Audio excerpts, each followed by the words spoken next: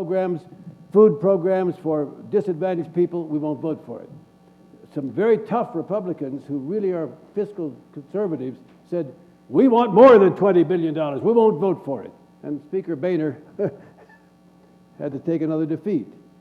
What can we do to get along and make deals to move the country forward? It's not happening. And I'm not blaming one party or the other. I'm just saying the obvious. It's not happening. What can we do? Well, I can't, again, give you the 25-word solution to our gridlock in Washington, but has to be some solutions. Yeah, there have to be some solutions. One solution is we've got to get away from the extreme gerrymandering of House districts. I think you've got a lot of folks in the House indeed. Who, you got people elected in the House from districts that are so unrepresentative of the overall country that they could care less what happens to the overall country. They're basically catering to their own particular constituents who have a very extreme perspective on things. At least that's my view. So I think California adopted a referendum to have a commission do the districting of their state, of their congressional districts. Recent? Yeah, fairly recent, and I think that may be a good solution. Now, we don't do referendums here in New Mexico, but I think going to something where you don't have such pressure on the state legislature to gerrymander the districts every time you get a new census, I think that would be a big help. That's just one possible way to move toward electing people who are willing to compromise to a greater extent. Senator Domenici. Well, one of the people in the Senate that I admire the most and consider to be one of my greatest friends is Bob Dole. Just by working together, you end up being friends. And the other day, he was appearing on television. I can't remember why they put him on, and they went through a list of things that were really bugging the country. And one of them was presented to a Republican leader was the filibuster. The overuse of the filibuster, Senator Dole, should that be looked at and be changed? He didn't blink.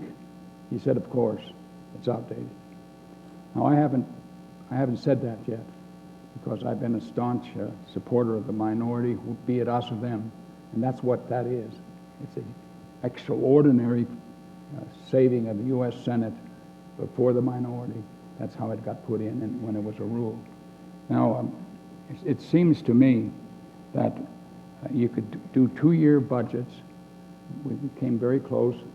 Bob Dole beat me by 3 votes, or we would have it. That gives you a better chance of getting something done instead of having, every time you wake up with a problem, you're struggling to swallow water and you're almost gone. You got to do them 2 years at a time instead of 1. Change the filibuster rule at least when it comes to taking up a bill, so you don't have the 2 shots at it, and you send a message. I want to tell you that we have put together a 10-year bill that carries out numbers to 20, that reforms the health care of this country, and it's been presented to both chambers, and it's a beauty.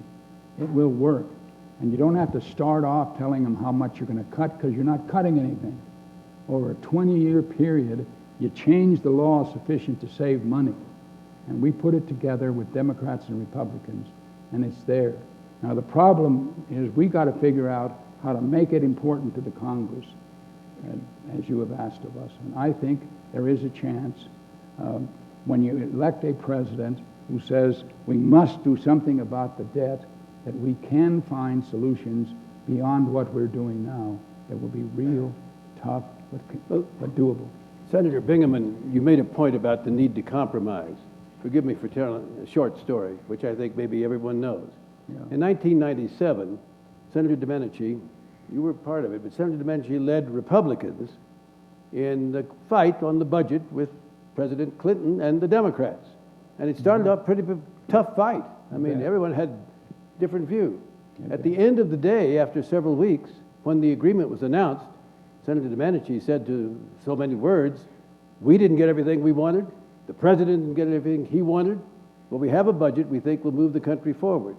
And it was one of the reasons, not the only, why we had 4 surplus budgets in a row. Today, you talk about compromise, you talk about working with the other party, you'd be read out of the Republican Party by many good Republicans, because compromise is a dirty word. How can we get back to making it a word that's necessary in life, let alone legislation? Oh, I want to tell you one story, too. Jeff will remember it. I've been trying to tell senators that there is a way to start a bill with a complete different attitude on the part of the members. And if you take the 2005 Energy Policy Act, Senator Bingaman, he will acknowledge that I was the chairman then, he was the minority senator, and I decided that the staff would write the bill, the first bill, both together. So the bill that got introduced to the committee to start work was not a Republican bill or a Democrat bill. It was the staff's draft. And the way the reaction came from the staff and the senators was a total turnaround. Everybody was participating.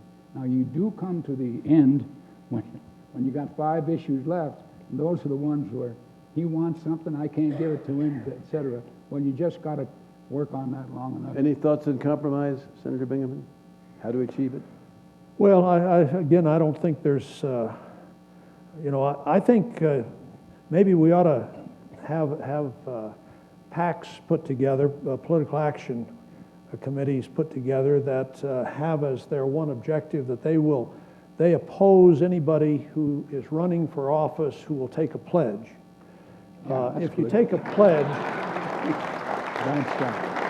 if you take a pledge, then you are disqualified from being in public life.